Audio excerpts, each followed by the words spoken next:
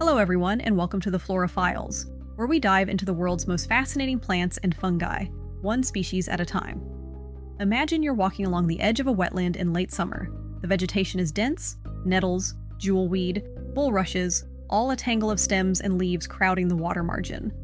And draped over all of it, threading through the green mass like something cast there from above, is a web of fine, yellow-orange filaments. It covers the tops of the vegetation in loose tangles. No leaves, no roots visible, no soil connection you can trace. It just sits there on top of everything else, woven through the stems of other plants like a net. Your first instinct might be that it's dead, or that it's some kind of fungus since it doesn't look like a plant, but it's a plant. More specifically, it's a flowering plant in the morning glory family, and it's eating the neighbors it's draped across.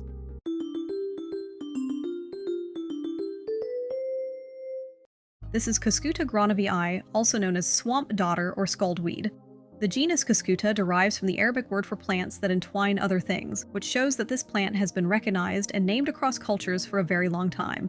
The species name gronovii honors Jan Frederik Gronovius, a Dutch botanist who was notably a teacher of Linnaeus.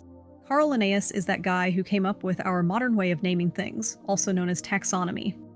So the species name is a tribute to the teacher of the man who invented the system being used to name it.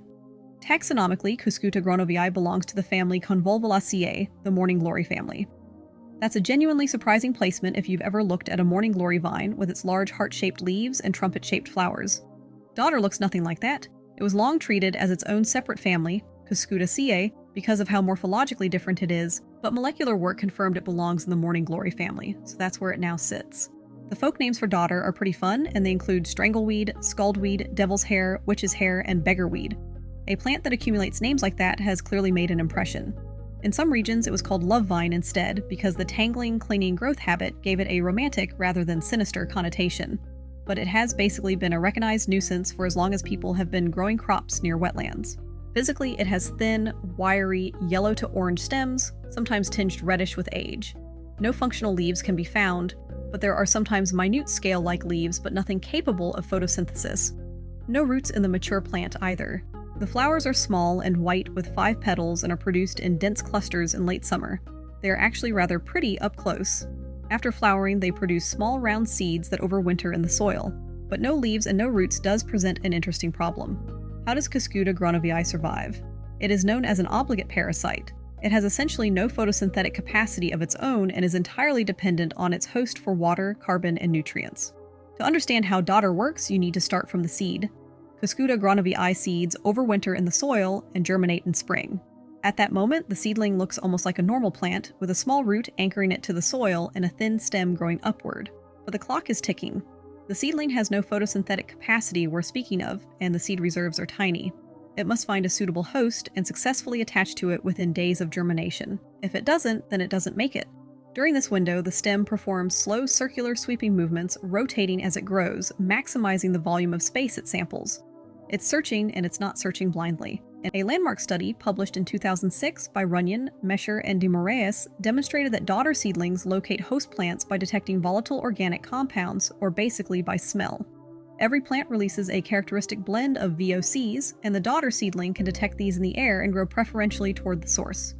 It doesn't need to touch a host to start moving toward it. It can just smell it. In the experiment, Dodder seedlings were given a choice between tomato and wheat plants. They consistently moved toward tomato, which is the better host plant. When they repeated the experiment using extracted volatile compounds instead of plants, the results were the same. This demonstrates that they were responding to chemistry, not to visible plant structure. There are also light cues Cuscuta gronovii can use. Plant tissue filters light in a unique way, which means light found below a plant leaf has a spectral quality than direct sunlight. Dodder seedlings can detect this difference and use it to grow toward vegetation. Both of these mechanisms, chemical detection and light filtering, work together to give the seedling multiple signals it can use to triangulate toward a host within its narrow survival window. Once it locates and contacts a host, it begins coiling around the host stem, making multiple loops of contact. Then it does something that took researchers a long time to fully characterize. It begins forming haustoria, which are the specialized penetrating organs that allow Cuscuta gronovii to pierce and attach to a host. The process is both mechanical and chemical. The haustorium applies physical pressure against the host stem while simultaneously secreting enzymes that break down the host cell wall, creating a path through. At the tip of the penetrating haustorium, structures called searching hyphae extend and navigate toward the host's phloem, the vascular cells that carry sugars from the leaves downward. Once contact is made, the connection is intimate. The dodder and its host are, at that junction point, partially fused. Once those haustoria are established and the connection to the host's vascular system is secure, the tiny root dies, severing its connection with the soil. The plant is now entirely suspended between its hosts, entirely dependent on what it can extract from them. It continues growing outward from the initial attachment point, reaching new host stems, forming new haustoria, potentially linking multiple individual plants into a single parasitic network. By late summer, it flowers those small white clusters and produces seed. The seeds fall to the soil, the plant dies back, the seeds overwinter, and the following spring, the whole process starts again. But not every plant is a passive victim. Some species have evolved active resistance to Cuscuta. Some hosts deposit callose, a structural polysaccharide, at the site of haustorial penetration, essentially walling off the invader before it can reach the vascular tissue. Others trigger a hypersensitive response, rapidly killing the cells at the penetration site to deny the haustorium access, the same broad strategy plants use to resist some fungal pathogens. A few plants produce what appear to be gall-like structures that physically displace the haustorium, pushing the parasite off. With its broad host range, Cuscuta gronovii is a generalist parasite and is far less specialized than some other dodder species. That generalism is part of why it's so common and so successful. It's not dependent on any single host species, but it's also why some hosts can resist it. The broad strategy comes at the cost of being less optimized for any particular host's defenses. So where do you find this vampire spaghetti? Cuscuta gronovii is native across eastern North America and is present in nearly every state east of the Rockies, and most Canadian provinces east of British Columbia. It's the most commonly encountered dodder species in the region, which is why common dodder stuck as a name alongside the more habitat-specific swamp dodder. It prefers wet habitats like floodplains, wetland margins, moist thickets, and the edges of ponds and rivers. Where it occurs, it tends to drape across the dense herbaceous vegetation that grows at wetland margins, which provides both abundant host material and the structural scaffolding it needs. Its host range is broad as Cuscuta gronovii will parasitize most herbaceous plants and some woody species. Common hosts include nettles, jewelweed, marsh elder, goldenrod, and asters. It can also use some agricultural plants as hosts, which makes its agricultural history long and mostly miserable. European agricultural texts from as far back as the medieval period describe problems with it in clover, flax, and other crops. The challenge of controlling it has always been that it attaches to the host early, the connection is intimate, and removing the parasite without damaging the host is genuinely difficult. Early control recommendations included burning affected areas, removing infested plants entirely, and, in the absence of better options, simply avoiding planting susceptible crops in affected fields for several years to let the seed bank diminish.